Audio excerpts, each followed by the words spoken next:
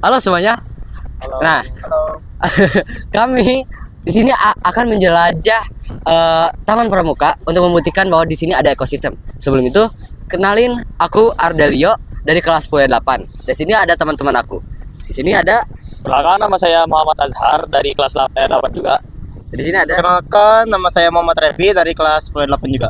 dan di sini juga ada kameramen kita yang di belakang. Hai. Nah, kita langsung aja keliling-keliling yuk. Nah, yuk, let's go. Nah, di Taman Pramuka itu pasti banyak makhluk hidup dan juga kayak tanaman-tanaman gitu ya.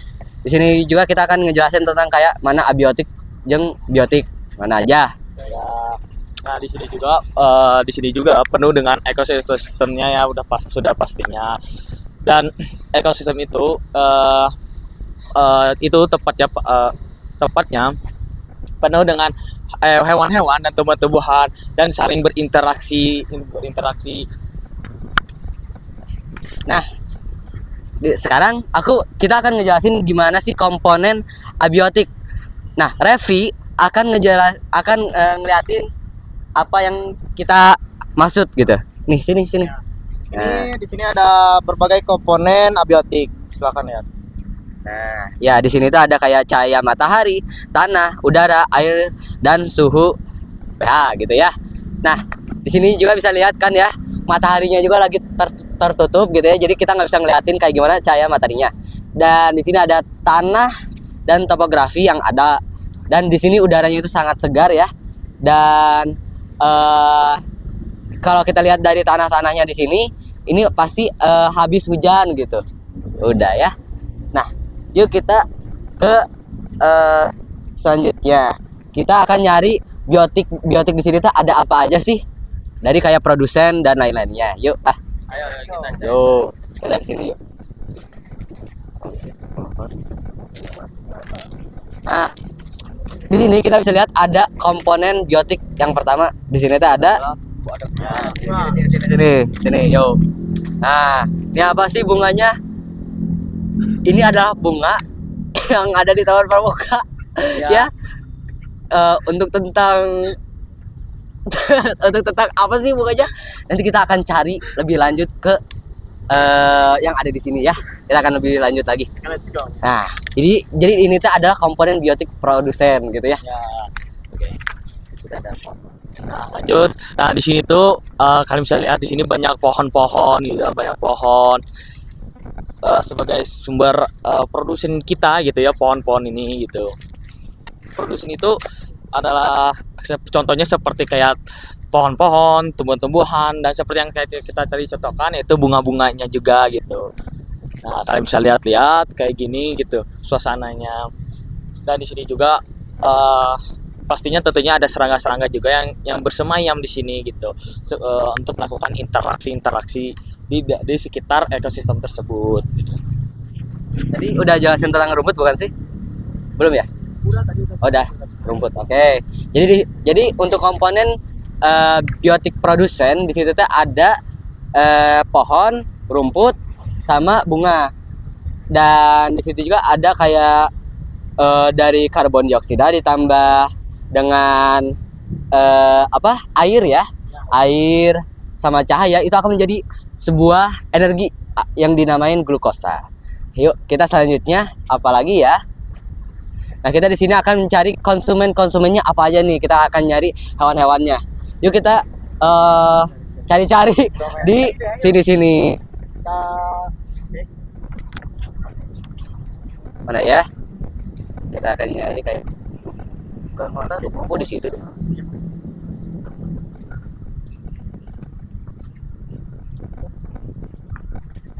Banyak banget.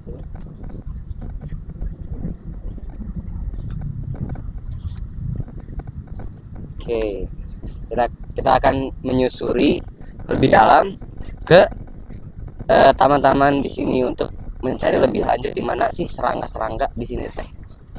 Gitu. Jangan kejauhan. Mana ya? Ini ada. Apa ya? Kayak laba-laba ada capung gitu. Sini ya. Kita akan coba cari-cari di yang ada banyak sarang-sarang gitu ya.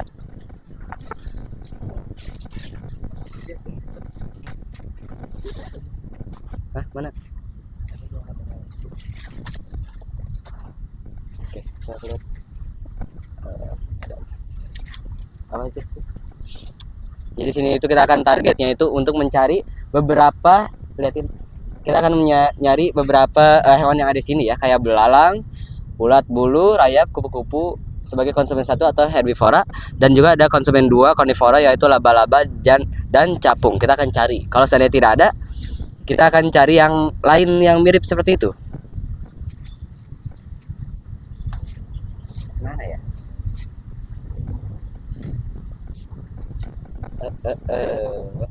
Hah? Nah, kemarin ayam gitu ya?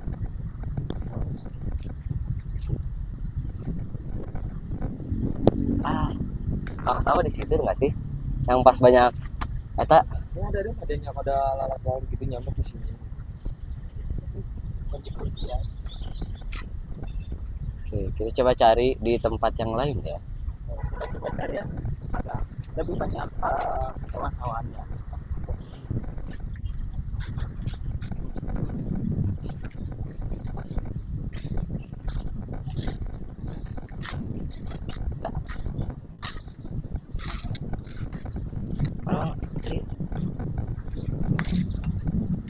Nggak usah nangkep sih.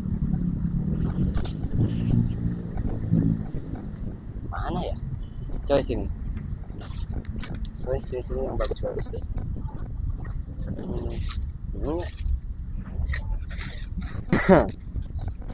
Nanti juga di speed dah, kayak di speed gitu. Nyari kayak kayak ngelilingin Ka'bah. Hah?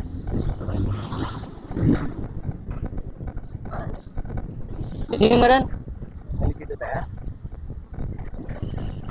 Kayak DPR. Di sini. Iya. Kan tadi udah ada alur-alurnya lah, nggak apa-apa lah.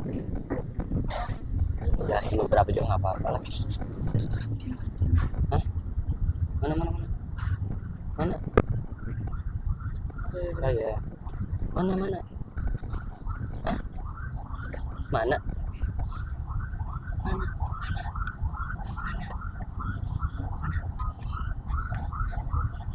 Oh, itu apa?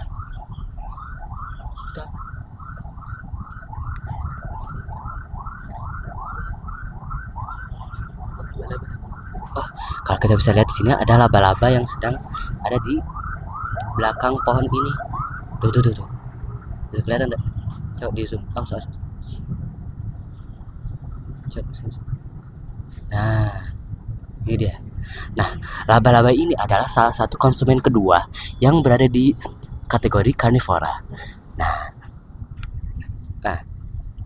dan juga kita akan ngejelasin kayak gimana sih seperti konsumen puncaknya dan pengurainya. Jadi ini adalah salah satu laba-laba yang tadi ya. Nah, kita akan lihat yang lain ya.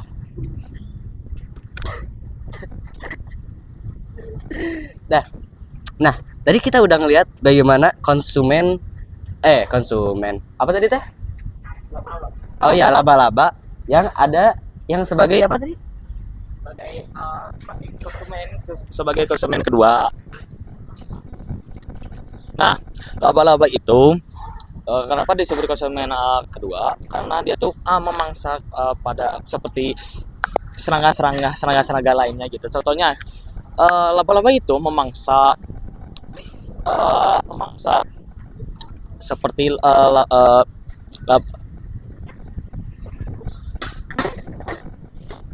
laba-laba itu tuh memangsa seperti lalat gitu, lalat, nyamuk, dan belalang juga bisa termasuk. Karena apa? Karena mereka tuh menangkap mangsa itu menggunakan jaringnya gitu.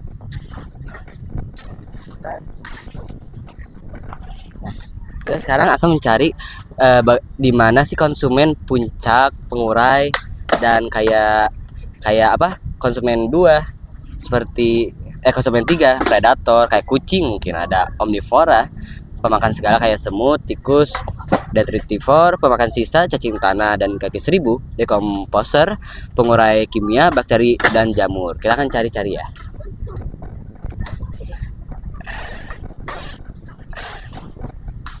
Cari-cari gerak. Cari-cari. Nah, pasti kalian itu kayak aneh, kenapa sih hewan-hewan yang di sini itu kayak dikit atau nggak banyak? Nah, ini karena di sini tuh lagi banyak seperti aktivitas kayak aktivitas manusia. Contohnya itu sedang ada yang lagi bermain gitu. Jadi itu serangga dan hewan itu seperti terganggu akan ekosistemnya. Tetapi tidak apa-apa tentang itu. Orang-orang yang merawat Taman Pramuka selalu berusaha untuk menjaga ekosistemnya. Oleh karena itu hewan-hewan yang di sini kadang-kadang bersembunyi di sela-sela di sini. Jadi mana? Oke. Kita akan coba cari-cari kayak semut, tikus, serangga yang lain gitu ya. Nah, sudah ya di situ ya teman-teman, kita juga sedang mencari-cari sampai kemana-mana gitu ya. Semoga mereka bisa dapat hidayah untuk mendapatkannya gitu ya. Kalau nggak ada, kita akan tetap berusaha supaya kalian adik-adik yang mau ngelihat gimana sih hewan-hewan yang ada di sini, nanti kita akan cari-cari. Kita akan coba cari di beberapa area yang lumayan luas gitu ya. Kayak yang tadi itu kayak sempit, mungkin hewan-hewannya itu kurang mau ada di sana gitu. Kita akan coba cari di sini deh.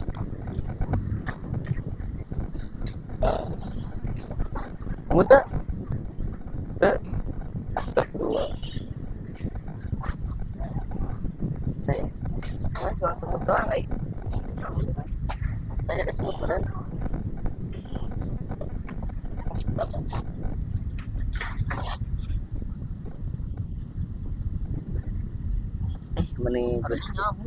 Mana nyamuk? Mana? Udah hilang. Udah hilang. Kita akan coba cari ke sini ya.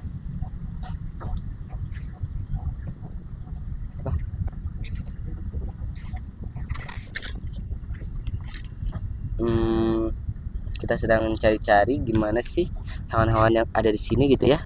Karena lumayan susah untuk mencari hewan-hewan di lapangan yang luas seperti ini gitu.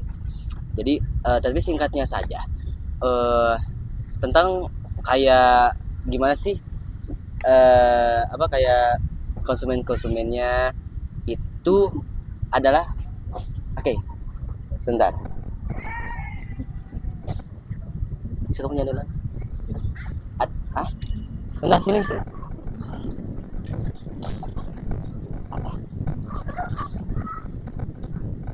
Dari sini, awas. Kamu zoom gerak. Di situ ada kayak alat. Di situ ada alat. Nah, kalian bisa lihat di situ ada lalat di belah sana.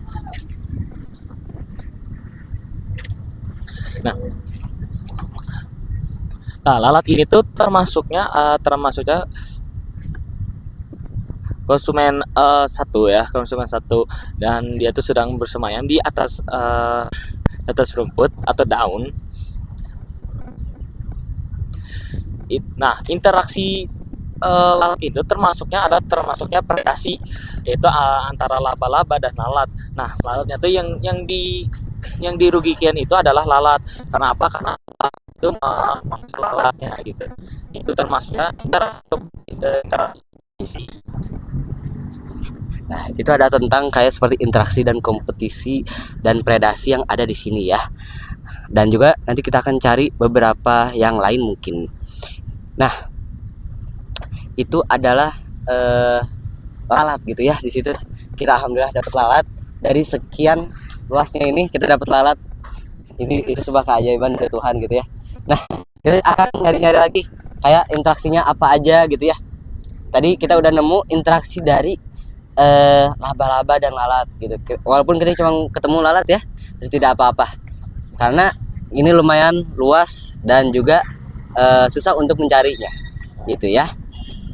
Nah, kita akan coba cari beberapa yang lain ya, seperti nyamuk mungkin, atau semut dan lalat, pohon besar dan rumput, dan lain-lainnya.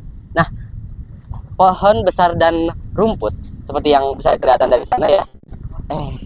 Mungkin coba yang lain nih, sini nih. Nah, nih kita akan ngejelasin kayak gimana sih amensalisme, atau juga antara apa? Coba oh, lihat HP deh. Mana ada? Nah, kita akan ngejelasin gimana sih dari amensalisme. Nah, sini lebih dekat gimana pohon dan rumput bisa seperti itu. Nah, sabar lah. Sabar lah. Nah, kita akan ngejelasin kayak gimana sih apa kayak gimana apa namanya, pohon dan rumput. Coba kita lihat sini, lihat sini. Nah, ya tuh ada rumput-rumput sini. Tapi apakah mereka saling berpengaruh?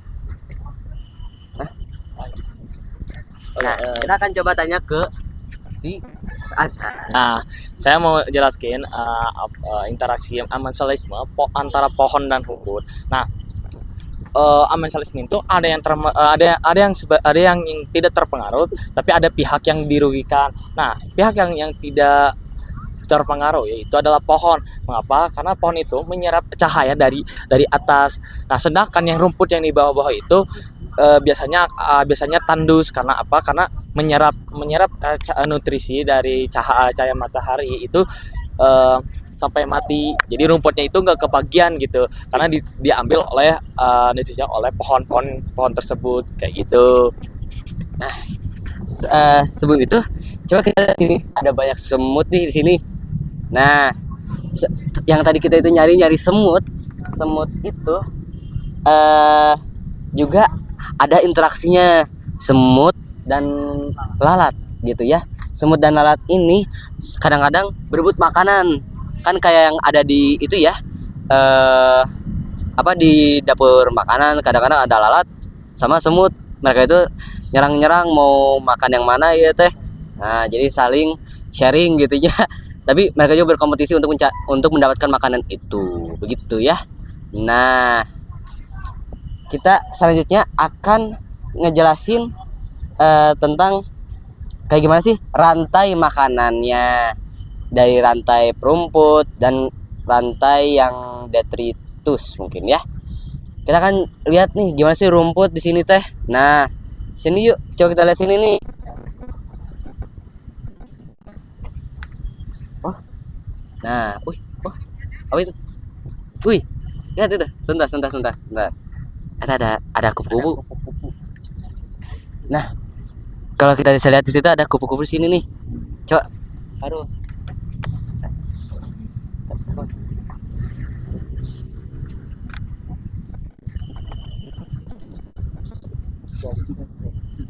Oke.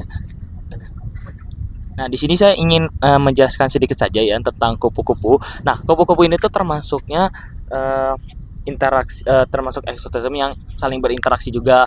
Nah, interaksinya tuh apa? Yaitu interaksi mutualisme, yaitu kupu-kupu dengan bunganya. Di sini emang gak ada bunganya, saya cuma menjelaskan saja kalau kupu-kupu ini juga berinteraksi sama dengan bunga. Kenapa bisa dibilang mutualisme atau bisa dibilang saling menguntungkan? Karena kupu-kupu itu mendapatkan sari nektar dari bunganya, dan bunga tersebut pun juga mendapat baik juga dikarenakan oleh kupu tersebut agar menyebarkan serbuk-serbuknya itu kepada ke sekeliling-kelilingnya kayak gitu, guys. Coba kita lihat ya di dalam gimana sih semut ininya. Nah, kelihatan deh.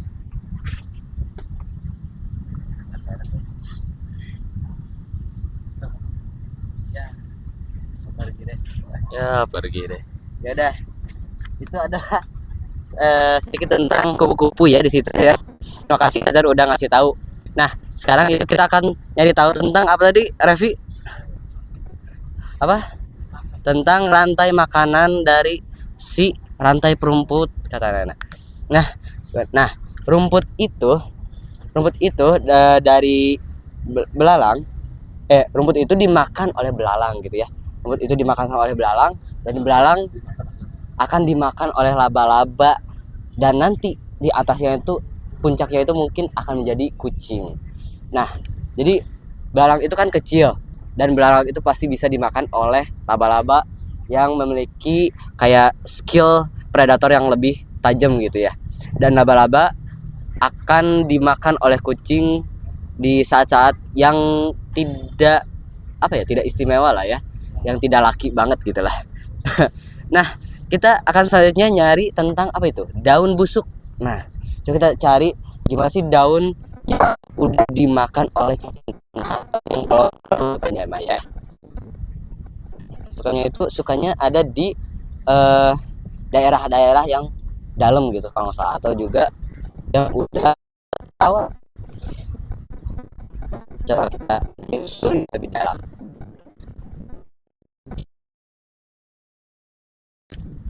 Nah, sini bisa kelihatan kan ya, ada yang ini itu dimakan oleh serangga-serangga yang ada. Yang ini juga tuh udah mulai membusuk.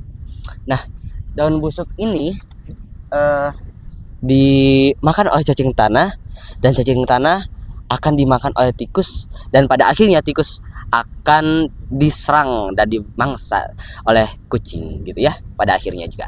Nah, itu adalah tentang rantai makanan. Nah, kita akan sekarang ngejelasin kayak gimana sih jaring-jaring makanan. Nah, bisa lihat di sini ya. Banyak banget ya. Ada dari rumput, daun busuk, kayu lapuk, semuanya akan masuk ke konsumen yang pertama mungkin ya. Konsumen pertama, dan sesudah itu akan langsung ke konsumen kedua ya. Masalah konsumen kedua sebagai puncaknya. Dan saya ingin menjelaskan sedikit saja tentang jaringan makanan. Nah, jaringan makanan itu siklus yang berulang-ulang gitu ya. Contohnya seperti rumput. Rumput itu kan bisa dimakan oleh para belalang, ulat, capung dan rayap gitu ya. Dan atau dengan sakit ribu. Nah, mereka berlima juga, serangga itu juga dimangsa juga dengan konsumen ke satu, yaitu laba-laba. Nanti pada akhirnya puncak predatornya itu kucing. Puncaknya kucing. Itu semuanya itu termasuk juga ekosistem karena saling berkaitan gitu. Karena lebih seperti itu aja. Ini saya boleh klarifikasi dulu nggak sebentar? Klarifikasi dulu sebentar. Maaf guys, tadi goyang. gak apa lah ya. Tuh guys, ini orangnya ini yang kameramen. Saya itu tremor demi Allah guys. Saya tremor demi Allah ya. Jadi gak apa-apa ketawain, emang ya gimana, sedihnya emang udah sore-sore gini saya juga demi Allah kecapean. Ya, maaf ya guys. Nah, itu mungkin klarifikasi dari kameramen kita, dan kita lanjut balik ke topik ya. Nah, di sini tuh ada piramidanya yang berdasarkan yang kita cari di internet gitu ya. Ada konsumen 3, konsumen 2, ada konsumen 1, dan produsen menghasilkan 100% energi. Semua itu dari konsumen 3 itu energinya itu hilang karena apa? Karena panas. Udah, itu akan selanjutnya kita akan ke tentang daur geokimia. Nah, ini akan rada-rada kompleks gitu ya, karena ini akan lumayan tidak tahu di mana terjadinya itu di sini gitu ya. Nah, kita akan sambil jalan-jalan untuk mencari daur-daur yang ada di sini gitu ya. Ayo kita coba cari. Coba kita follow Revi.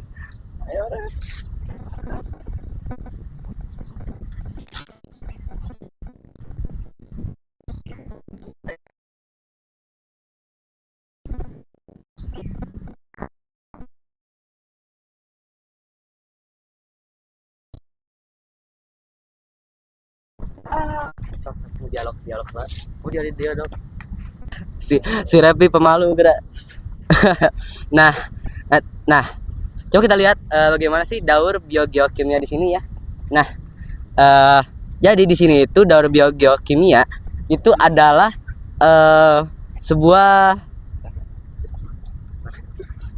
sebuah sebuah peristiwa yang ada di unsur kimia gitu ya. Nah, jadi di sini itu kayak apa ya? Kayak peredaran dari unsur-unsur kimia yang ada gitu ya. Contohnya itu kayak organisme dan organisme atau yang kayak dari lingkungan organisme jadi balik lagi ke lingkungan. Nah, kita akan coba jelasin kayak gimana sih daur air.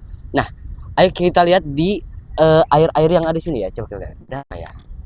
Mana? Oh iya. Kita akan kasih tahu kayak gimana daur air yang sesungguhnya. Kan pastinya udah diajarin dari sekolah dasar. Ya kan ya? Dari sekolah dasar kan ya? Lamanya. Mana sih? Tadinya kita mau cari daur air ya, tapi di sini baskomnya kosong gitu ya. Kayak nggak apa-apa, mungkin kita bisa isi air terlebih dahulu. Satu.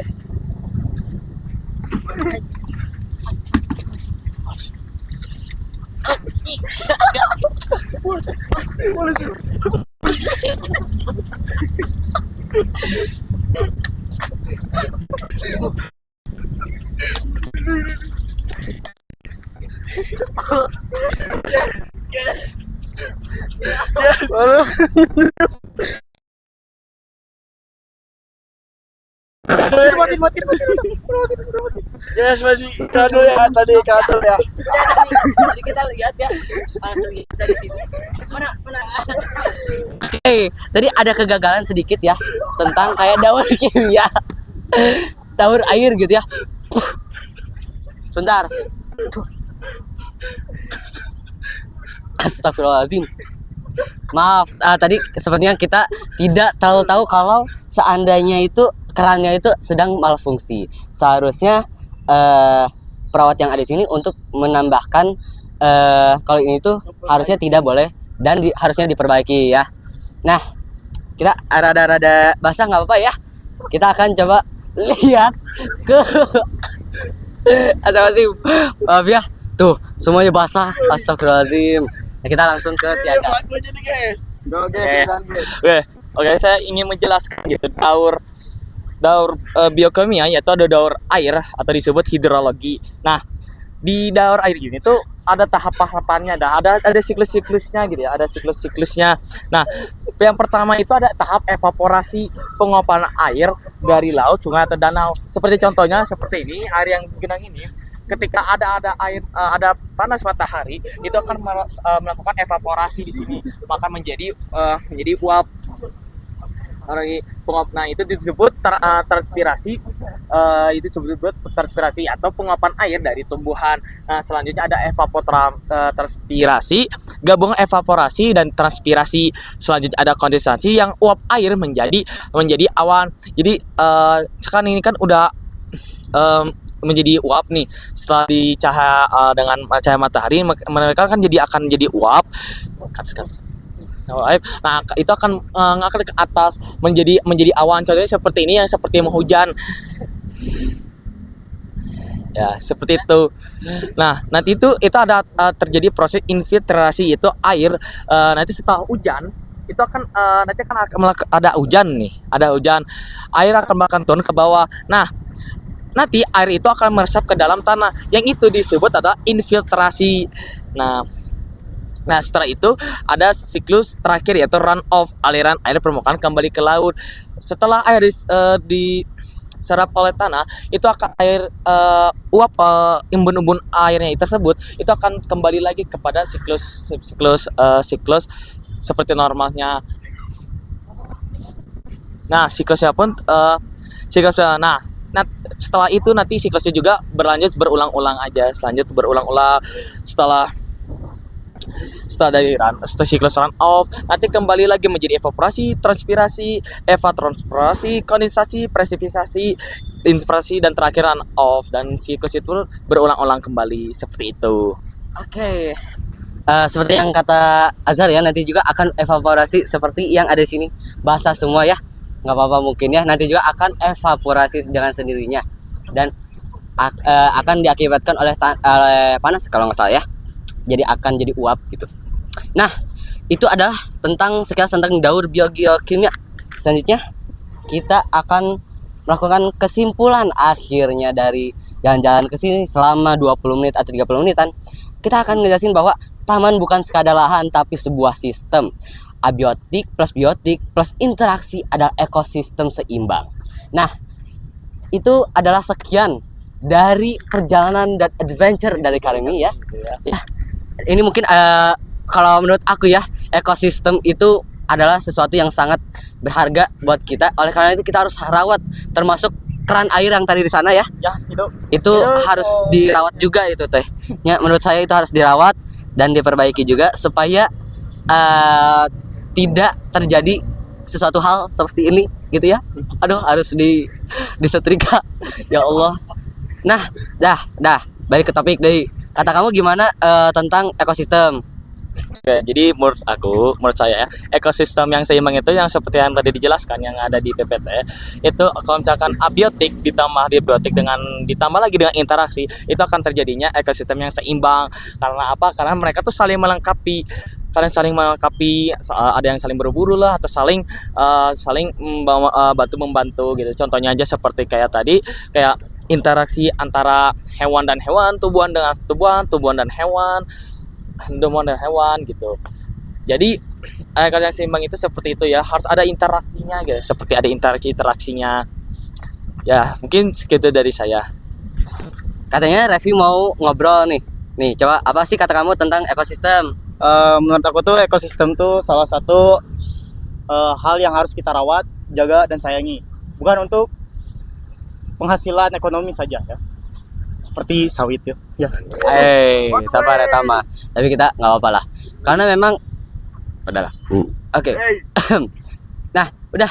Ayo Kadi. Nah, itu adalah sebuah petualangan untuk membuktikan bahwa di Taman Pramuka pasti ada ekosistem. Dan itu adalah dari kami. Assalamualaikum warahmatullahi wabarakatuh. Dadah. Woi. Nuhun ya Allah.